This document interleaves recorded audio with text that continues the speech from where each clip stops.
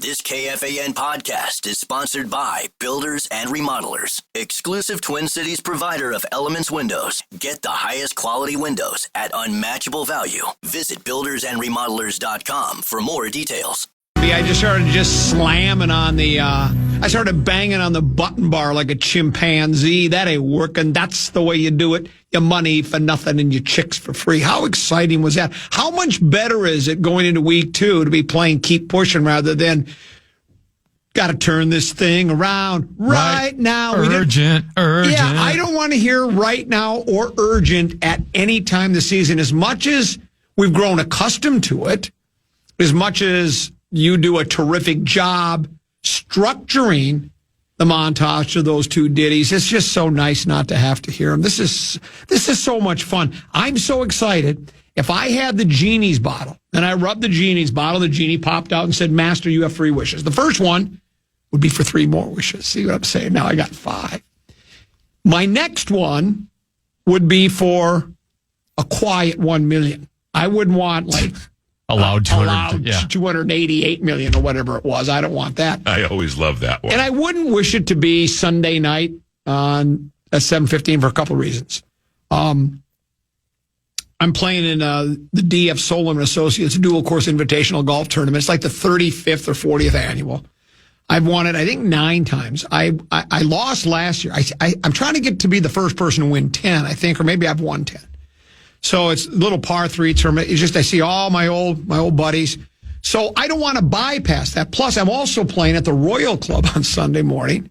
And then it's Crawford versus Alvarez on Saturday night. So if I use the wish to get to Sunday night, all of those things I wouldn't experience. And I wouldn't be waiting all day for Saturday or for Sunday night. And tend to be, is there anything better than I've been waiting all day for Sunday night? So think of these are the things I had to think about today. The things that left me tossing and turning and tossing and turning and churning and everything else. So, so I feel pretty good about where we've been, where we're going, where we're at. Vikings will host the Atlanta Falcons this Sunday night. We got 2 night games in a row. We had the Monday nighter, the first one of the season, and we got the second Sunday night game of the year. We host the Atlanta Falcons. I can't tell you a lot about the Falcons, tend to be, other than what I just heard at the very end of the Friday football feast. I think it was Alec Lewis talking about they just come at you defensively. That's what they do. You can't really predict anything, and that JJ's just got to kind of, stay patient, pick his spots. When he's throwing the ball, he needs it to throw it to the right person. Can't be forcing the ball in. And, you can say that about a lot of games, but I'm not dismissing the Falcons.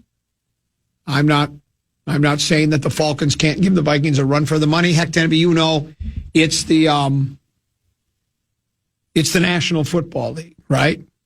And on any given Sunday, cliches are cliches for a reason. Generally speaking, they're true. And one of the longtime cliches is on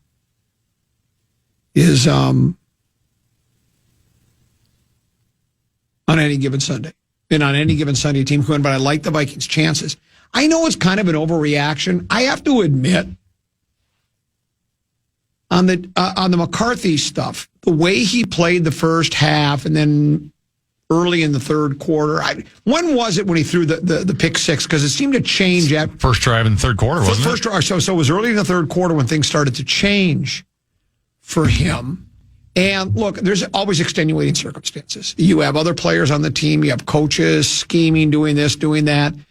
Some have suggested that the Falcons were maybe at that. Not the Falcons. The Bears were even going into a prevent at that point. I do know that it seemed as though B-Flow got a bit more aggressive without being reckless. So I guess what I'm trying to say is what I saw from McCarthy in the first quarter and then that pick 6, I thought, this guy's not very good. Now, I wasn't at the time thinking, well, he'll never be any good. Sure. But I thought, this is not a good start at all. I was kind of hoping for more. Remember, I told you I was cautiously optimistic on Friday leading into the game because I don't like to just because a coach or an organization or player tells me this guy's going to be real good. We've been told that for decades. Sometimes they are good, but it's many times they're not. So I just have to see it for myself. And I'm not ready to get too carried away with confidence with what he did in that, third quarter and then in the fourth quarter. But I will say this, it's sort of like we talked about. I think I used this example when we talked about the game on Monday. If you're going to shoot 90, you'd rather go 50-40 than 40-50, right? Because you leave with a good taste in your mouth. Hey, I got it together at the end. Started hitting the ball better. Started making a few putts or whatever the case may be.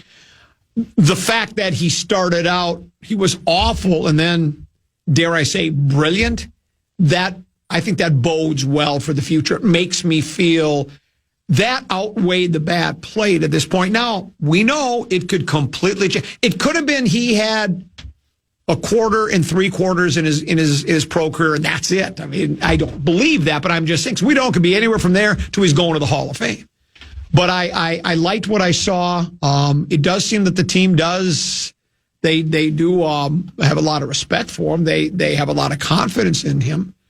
He was the win one for the Gipper kind of a thing. So, yeah, it all went well. So I feel good going into the Atlanta game. But Atlanta, if you'll remember, after signing Cousins, then they drafted Penix. And a lot of people said, well, that's all, Cousins was bitter. And there were people that were, they were struggling with the concept. Well, why would you sign Cousins and then and I was one of the few, I think, that I said, well, I like the decision, actually. I know the idea that, Kirk might have wanted to sign somewhere else. My whole thing was, well, if you don't want Penix to be the starting quarterback, just play well. Do the old, come on in, the water's warm, I'll teach you everything you need to know, kid, as I take us to a big game.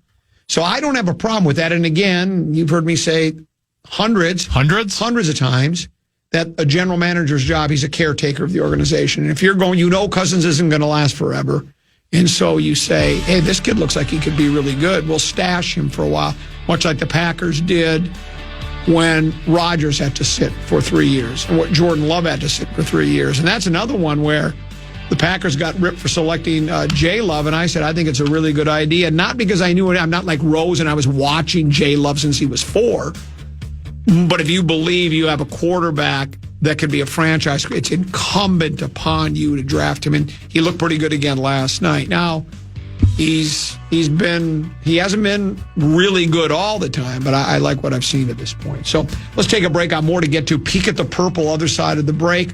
Also, a program, a Lil B, 1 to 1:30. Program password, Tenneby, it's Sauce and Fallness, I believe. Yeah, you're teamed with Fallness. Meet Sauce's team with Lil B. Okay, and then at 2:20, we'll have one guest today, the former International Boxing Federation super middleweight champion of the world, Caleb Golden Truax, will join us to talk Crawford Alvarez. That's Friday on Netflix, or on Saturday night on Netflix. So we'll talk about that. We'll pause, come back with a little distat lat. Here on the fan.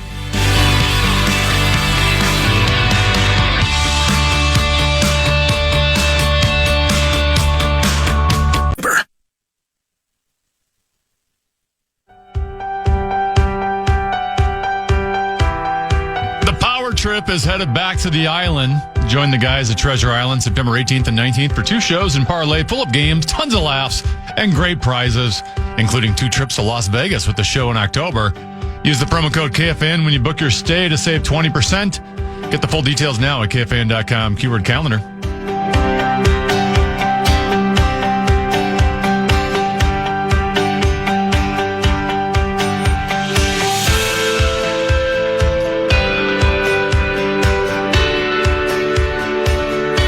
Couple 13-14 past. I'm Common. He's Tenneby. Peak at the Purple, brought to you by our friends at Affordable Electric. End of the month, if you're planning on buying an EV, end of the month, that $7,500 tax credit goes away. They're flying off the lots. There was even a story, Fisher F Factory West Side below the fold Sunday, talking about that exact situation. But if you're buying one, you're going to need that 240-volt charger in your garage if you don't want to have to... If you just stick it in a regular 120 wall socket, good luck. You're not going to charge it very much. But they can do that at They've been doing a lot of them lately at Affordable Electric. All your electrical needs, including the 240-volt, affordable-electric.com. Affordable-electric. And remember, Affordable Electric is, prepare yourself for it. Hang on to your head. It's shockingly affordable. Cool. Yeah. What do you think about this? Here's going to be a peek at the purple, Tenneby, a peek inside Tenneby's head. What do you think about this upcoming? Now, you've got the Vikings going to the big game and facing the Chiefs. You're the first person. Did PA pick them to go to the big game? Do you know? I don't know if I heard the prediction or not. On the Friday football, because usually he does at the Friday football, at the end of the very first Friday football feast. I went with, matter of fact, I think this Sunday's I'm guessing it was in PA's range of outcomes. Yes. I'm going to go ahead on that limb. I'm going to say this. I made my prediction, and if it's true, then this Sunday night game is a preview of the NFC Championship game, because I said it's the Vikings and the Falcons in the NFC Championship game, and you're on your own after that. I always love that. Just because you pick the Poiple to get to the big game doesn't mean you're saying they're going to be 20-0, right? Yeah. So what do you have for week 2? Can't win them all. No, what do you have for week 2? Well, the part that's concerning me is, every year when a specific in football, when your team has injuries, we always like to use injuries as an excuse for why the team didn't perform well. But we never really credit the health of the team when they have good seasons. And I feel like the 13-4 season and the last year when they were 14-3, like the Vikings were healthier than most teams, right? That's correct. And I am already getting a little concerned with the health and status of the team at this moment. Now, good news is Christian Darrisaw did practice in full on Wednesday, so hopefully he's trending in the right direction. But, Blake Cashman's out for an extended period of time. Ryan Kelly, their center, popped up on the injury report with a toe injury. Andrew Van Ginkel and Jeff Okudah both in concussion protocol. We've already seen the Harrison Smith saga, which doesn't appear to be long-term, but still potentially ongoing into this week. And especially when you do have a young quarterback who I do think there's going to be some ups and downs and a little bit of a roller coaster to his season, that you're probably not going to be able to get consistent play out of him. Kind of the thing when we looked at the beginning of the season was, well, we have a team that's built around that if you get quality quarterback play, well, if half those guys are hurt, then you don't really have the surroundings for him that you completely want. So I'm getting a little concerned. And obviously we don't have Jordan Addison for the first 3 games. But you're picking the Falcons? I wouldn't say I'm picking the Falcons. This game specifically, I am looking forward to J.J. McCarthy playing with a full hand. Just playing at home. Oh, okay. Right. It was clear against Chicago, like that crowd was ruckus. They were having trouble with communication. It seemed like every play was going right down to the end of the play clock, right? Like I just still felt like for 3 quarters, like he wasn't playing as calm, right? You're just playing a little more anxious because everything was moving so fast. And I do think at home, one, you're going to get the play call earlier. You're going to have a little bit more time to diagnose. Let's face it, your offensive linemen have a little bit more of an advantage because the D-line can't just tee off on him. It's also a D-line that's not very good. So I feel like he's not going to get as much pressure in this game.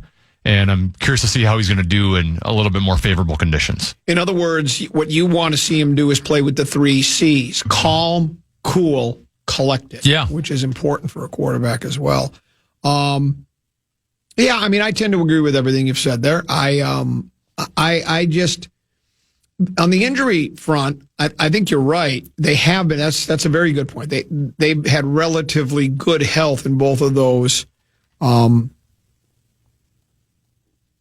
13-win season and then the 14-win season. I will point to the Kitties, and again, different teams, different seasons, different opponents. Everybody's different, but I certainly made everyone aware of, even though they probably already were. I maybe overdid it a bit. The decimated Detroit defense. They were. They set an NFL record for the most defensive players on a roster, something like that. I mean, just they were calling people that were basically in semi-retirement. And yet they continue to win football games and won 15-2. So you can overcome them if the players you get still got a little something, if the scheme is right, the opponent's right, whatever the case may be. But I think you're right. A source of mine told me they don't expect Darrisaw to play for a few weeks. That could be wrong. I don't know. I don't know if the source. It's kind of a newer source for me. Well, they kind of keep going back and forth on, like Wednesday he was a full participant, and then yesterday he was limited. Yeah. And they did that before week 1. We got a full practice in, then he didn't practice the next day. You know, we saw him on a training camp. He still had like that big bulky brace on his knee. I'm not one to, I know that the longer you keep him out, the better the chances he'll come back stronger, right? I think, you just think the more, it's been, has it been 10 months since the surgery? I don't know the exact number, but it's, I know they're recovering from these knee surgeries more quickly than ever before, but if you are able to squeeze out a week and another week and another week, I just think that bodes well. I mean, I know there's no guarantees. He had his very first game back, he could get another knee injury. Same knee. I know that. But if you're able to squeeze more time with him not playing and still squeeze out wins, I think it's a win-win. Now, is the guy's name pronounced Scully? The guy that started in his place? I'd have to ask Doc Emmerich. Wait, hold on. Good luck. Identify yourself. The reports I read where he was shaky at times. There's some issues. Yeah, he had some bad moments in that game. I think he gave up a sack and blah, blah, blah. But, if you can get by with them and win football games, I think you're better off doing that. Peek at the Purple. Brought to you by our friends at Affordable Electric. For all of your electrical needs, Affordable-Electric. Affordable-Electric. Affordable Electric is shockingly affordable. More, I had a tease, but I forget what it was, so I'll just do this one. More controversial Vikings on the other side of the break on the Common Man program on the Fan.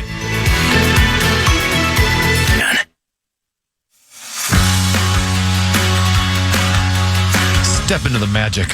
The Minnesota Renaissance Festival runs weekends right now through September 28th. Metallica. Get your tickets now at renaissancefest.com. Puke and snot. And enter for your shot to win a pair of tickets on our contest page at KFAN.com, keyword contest. And we're going to waste some tickets as well today, aren't we, Common? Yes, I wanted to mention that. Matter of fact, as soon as you said it, it reminded me that it is a Purple Friday. And I got a pair of tickets to... You secured them? Well, what happened was... I went out to go play golf today. By the way, a couple of people said, where's been Wheel of Topic the last couple of days? There's been too much going on. Plus, it's at the point now, it's 83, 82, 83, 82, 87, 79. There's nothing there. It's just bad golf. Matter of fact, I'm leaving the station today and I'm going to the range and I'm going to sit there and I'm going to try to work things out. I don't like to practice. Sometimes if you ever go to hit balls, tend to be and you actually get worse. I've gone to the range struggling and left struggling even more than I did. Oh, yeah. And so that's my fear. I don't know if I can struggle any more than I have, but, I'm playing my buddy's tournament. It's a par 3. It's Bunker Executive, Majestic Oaks Executive, and Bunker has 4 par 4s on there. It's kind of glorified. 2 are legitimate, 2 really aren't. They're shorter, but, tight, blah, blah, blah. Anyway. Short game's important there, and I can't chip a ball. I either hit it too far or too short. I just can't figure it out. So I got to go work on some things before I play. And so that's why I haven't done a Wheel of Topic. But all that being said, I went out to go golfing today and went to my car. And I noticed that my front driver's side window was broken. And I thought, oh, no, what's that all about? And I go, and there was a pair of Viking tickets sitting on the dashboard for Sunday night's game. I called the police, and they said breaking the windows a misdemeanor, leaving the tickets as a felony. Actually, with the Vikings, that bit doesn't work as well. It's more like that's better for Twins tickets, right? Because the Viking tickets are very valuable. Before the show is over, we'll give away a pair of tickets to Sunday night's game. Do we? How do you want to do it? I know we're always told when we got what was considered a really good giveaway with tickets that we should do something more than just 11th caller. But what could we do? Could we do a trivia thing or, yeah. It's a lot of work. It's a lot of work. We can do program trivia. You want to? Sure. The 2:30 segment? Yeah, 2:30 segment. So coming out of the 2:30 segment, we'll take calls. We're going into it. We'll take calls. When we come back, then we're going to ask you 3 questions. The answers to which can be found in the Common Man program beginning from now at 12:37:50. until we do the contest. If you're the first person to correctly answer all 3 questions, we'll take the calls in the order in which they were received. You will win the tickets for Sunday night's home opener against the Falcons. Tenneby, can you, I don't want to put you on the spot here, but could you dial up the Packers' schedule? Packers won last night in an impressive fashion.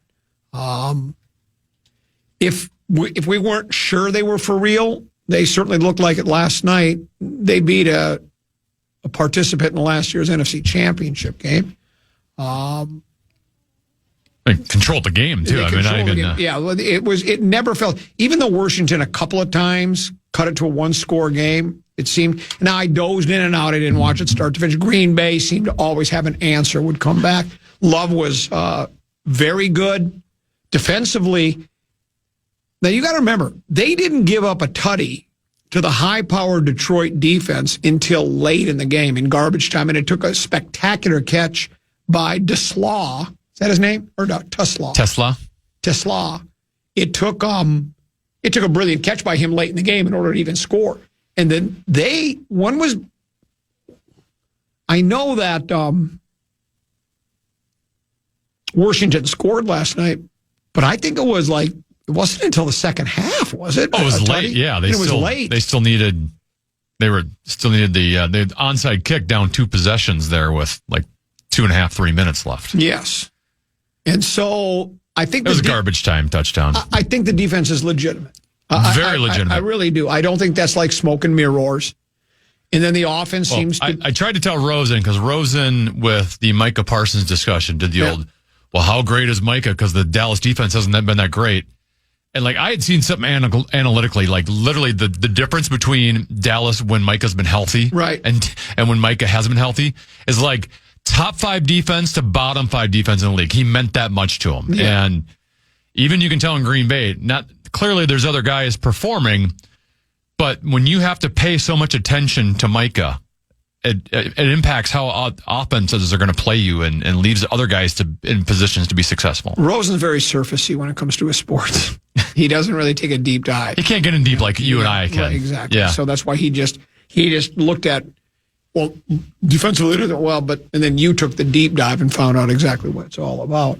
But they started the season with 2 home games.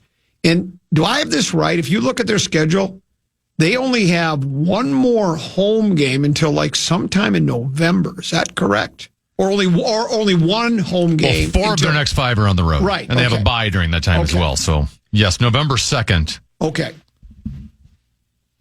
Now, at first I thought, well, that's kind of a disadvantage to Green Bay to be on the road that much. And you could say it is, but you know what else? It can also be an advantage because now how many home games will they have late in the season in clement weather on the frozen tundra of Curly Lambeau Field? Well, really not, just because they just started with, they just started with 2 home games. Yeah. So, 1, 2.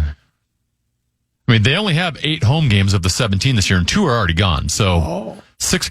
The Vikings, actually, from a home-away standpoint, are looking pretty good this year because technically that Steelers game and Browns game that are across the pond, those are both considered road games. Okay. But you're not obviously playing. Yes. So, even I'm just talking about last segment of J.J. McCarthy looking forward to having a game where the crowd isn't ruckus, where he kind of can have a little more time to be calm before the snap. They've got 2 games in a row at home. Then they got the 2 games in Europe, and then another game at home. So they literally got the next 5 games. He's not going to be dealing with an overly ruckus crowd. How many home games does Green Bay have in December? In December? Yeah. Looks like just 2. Oh, really? Well, then I must have read the schedule wrong because I thought they were going to get loaded up late, like they were going to play 4 of their last 6 or 5 of their last 6 at home. No, 4 of the last 6 are on the road for them. When do they get all their home games then? Well, they just got 2. Yeah, but where do they get all the others? I told you they only have 8 this year, so they're on the bad side of the home road. Well, there goes that. And 2 of them already gone. So we had more to worry about. The rest of the season, they have 6 home games and 9 road games. Okay. They got 2 back-to-back in November there when they got Carolina and Philly. Okay. Mark Craig, NFL writer, Fish Wrap Factory on the west side, wrote a piece, NFL Week 2 preview and picks embracing old school football. But then none of this, what I read, there's I don't see much old school football stuff other than he writes defense still matters. He writes 4 week 2 games feature 2 1-0 teams. So week 2, there will be 4 games in which somebody's O has got to go. Somebody's O has got to go. In Indianapolis, a Colts offense that scored on every possession a week ago, the first time that's been done in the NFL since 1977. I wasn't aware of that statistic from the Colts game. I did not see that. Of course, I'm not paying as close attention to Indianapolis Colts football as I once did, if any at all. But that's the first time since it's been done in the NFL since 1977.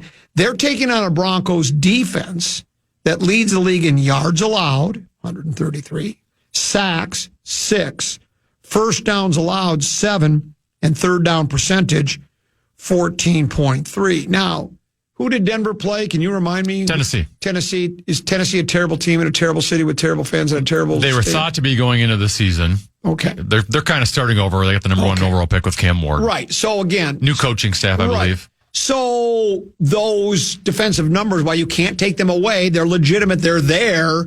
How real the Denver defense is, we'll find out more as the season goes on. But I do like the idea of the top-ranked defense after 1 week, right? Or maybe not the top rank, but the numbers I just read leads the league in yards allowed, sacks, first downs allowed, and third down percentage against a team that scored on every possession.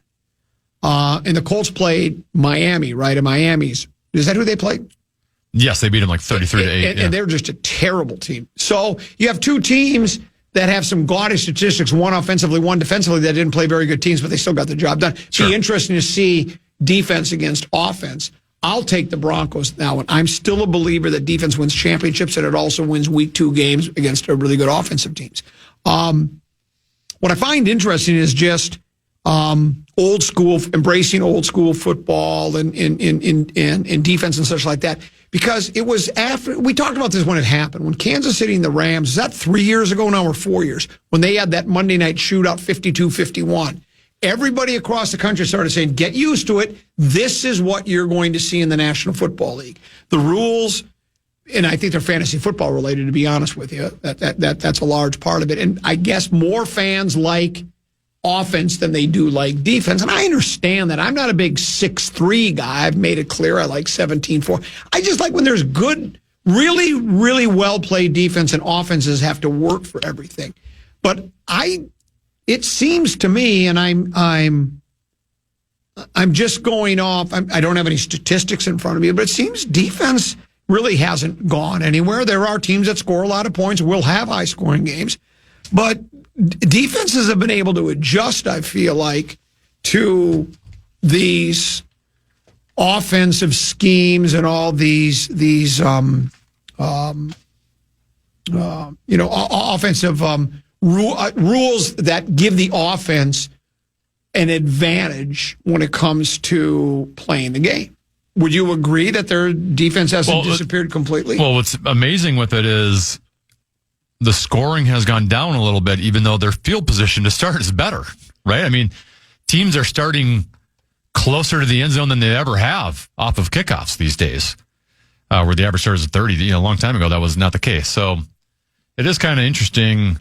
I do think how teams have played Pat Mahomes the last couple of years have now trickled around to the rest of the league. That someone figured out when we play against Mahomes and the Chiefs, we can't give up deep plays, and we're just going to force them to go underneath.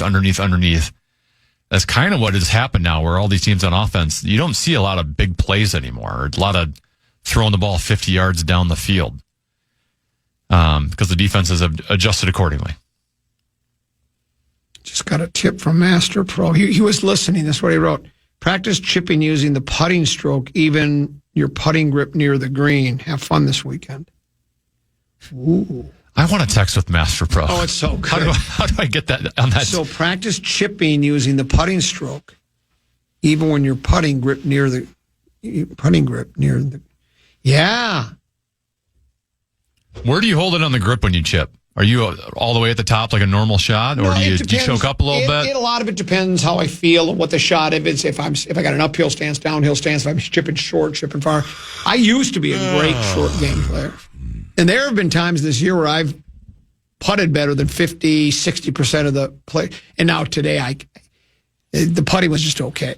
There are times when I putt, I'm better than 85% of the players on tour. That just doesn't happen very often. But anyway, what else? Oh, here's what I wanted to talk to you about. Master Pro will distract you. Yeah, and I don't blame you. That's for sure. WNBA playoffs begin this weekend, right? Sunday? Yeah. We know who we got now. And who do we have? I'm actually very pleased with the matchup because for the longest time, I thought we were going to get a team that's kind of given us some struggles this year in the Seattle Storm. But because the Lynx beat the Valkyries last night, that is now their opponent. It's an expansion team.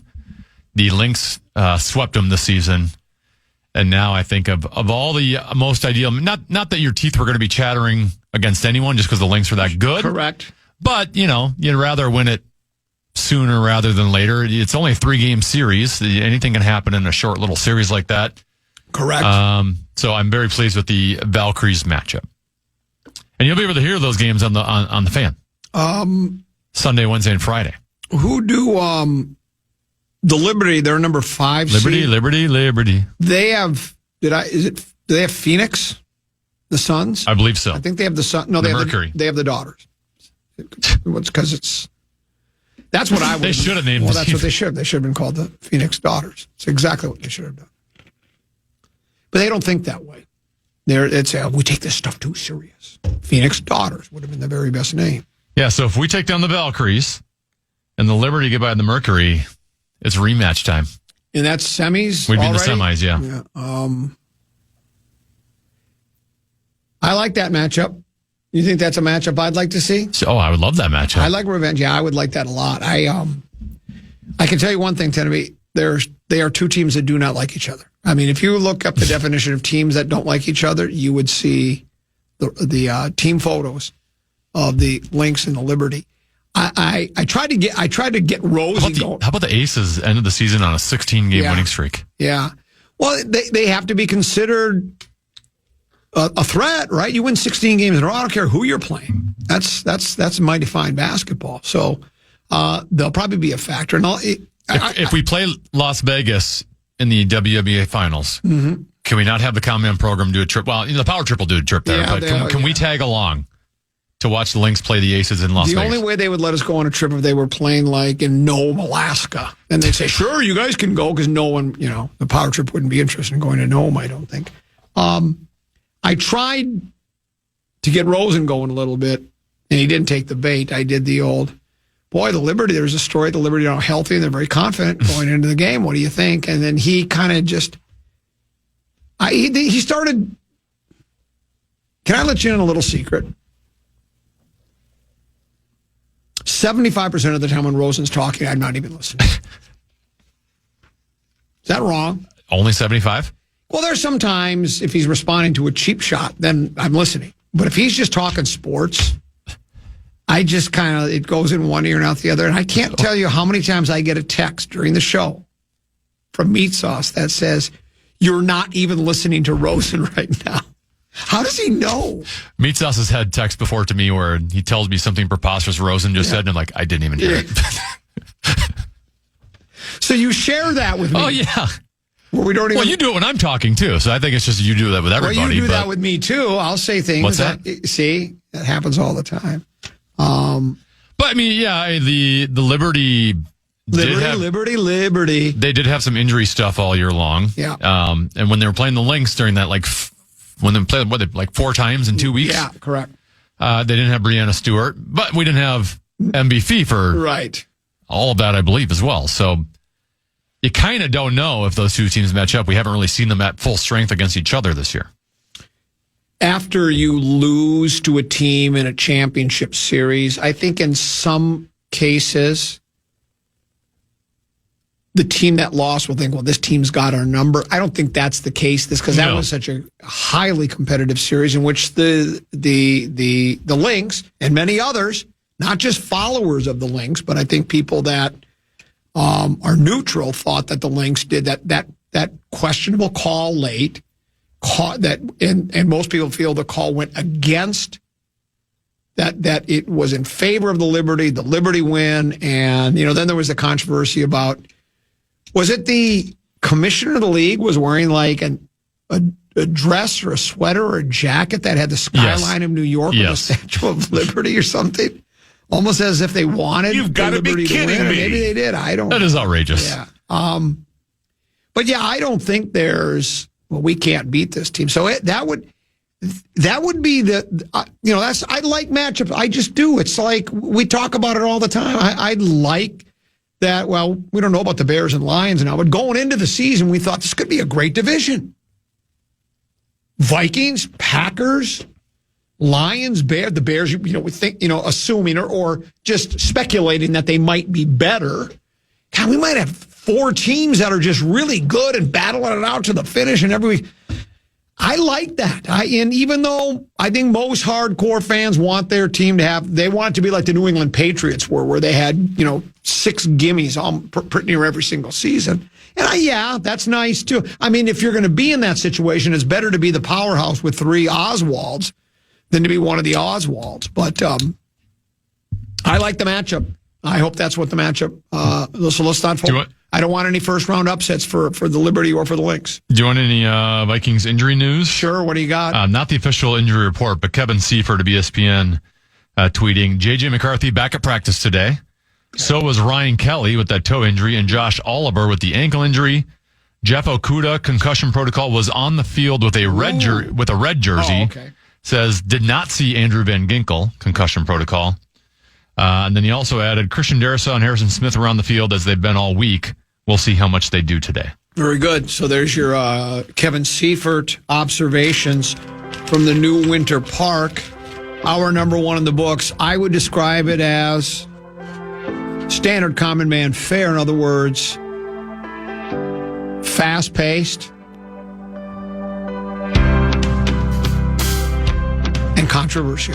That's interesting. I thought so as well. Let's take a break, come back when we do. Feminine touch of the program, Lil B. She joins us next, right here on the Common Man program on the Fan.